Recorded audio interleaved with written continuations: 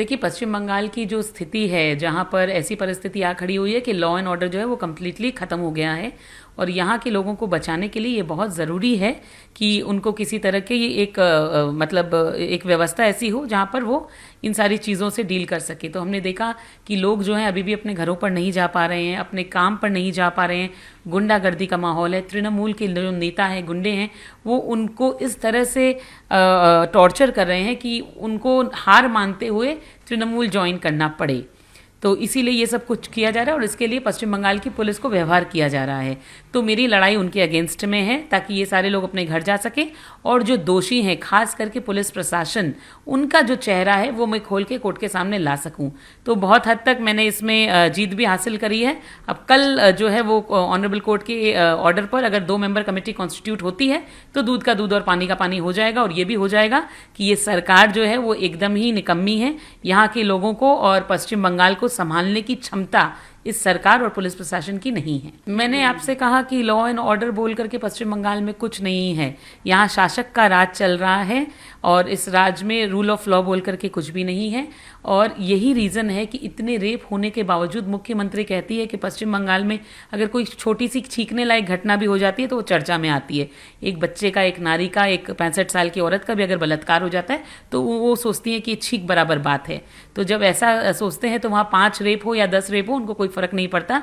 लेकिन दुख की और विडंबना की बात यह है कि महिला मुख्यमंत्री का ऐसा सोचना है। पहले तो मैं ये कहूँगी कि 2 जगह पर बीजेपी की जीत ना होने का कारण ये नहीं है कि लोगों ने बीजेपी को समर्थन नहीं दिया। वो कारण यही है कि ये सारा इलेक्शन जो है वो स्टेट गवर्नमेंट के हाथ में होता है और हमें पहले ही मालूम है कि बाई इलेक्शंस के रिजल्ट क्या होते हैं। दूसरा, जो आपने अभी नाम लिया है, मैं किसी का नाम नहीं लूँगी, लेकिन ये लोग जिन डिफेक्टर्स का नाम लेकर के बात कर रहे हैं वो लोग टीएमसी से ही आए थे। तो अब आपस में, और ये भी लोग पहले टीएमसी में ही थे, तो आपस में उन लोगों की क्या है नहीं है उसको लेकर के अगर बात हो रही है। देखिए, बीजेपी एक ऐसा संगठन है जहां हम बैठ करके चर्चा जो है वो पार्टी के अंदर करते हैं, पार्टी के बाहर नहीं। और मेरा यही मानना है, क्योंकि शुरू से मैंने और कोई पार्टी नहीं की, सिर्फ भारतीय जनता पार्टी ही की है।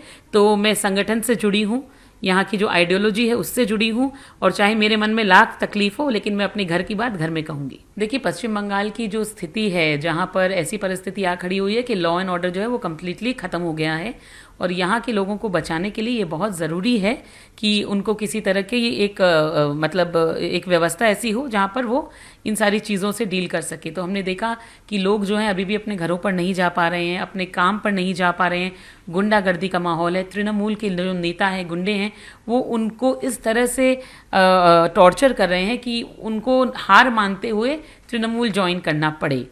तो इसीलिए ये सब कुछ किया जा रहा है और इसके लिए पश्चिम बंगाल की पुलिस को व्यवहार किया जा रहा है। तो मेरी लड़ाई उनके अगेंस्ट में है ताकि ये सारे लोग अपने घर जा सकें और जो दोषी हैं, खास करके पुलिस प्रशासन, उनका जो चेहरा है वो मैं खोल के कोर्ट के सामने ला सकूं। तो बहुत हद तक मैंने इसमें जीत भी हासिल करी है। अब कल जो है वो ऑनरेबल कोर्ट के ऑर्डर पर अगर 2 मेंबर कमेटी कॉन्स्टिट्यूट होती है तो दूध का दूध और पानी का पानी हो जाएगा और ये भी हो जाएगा कि ये सरकार जो है वो एकदम ही निकम्मी है।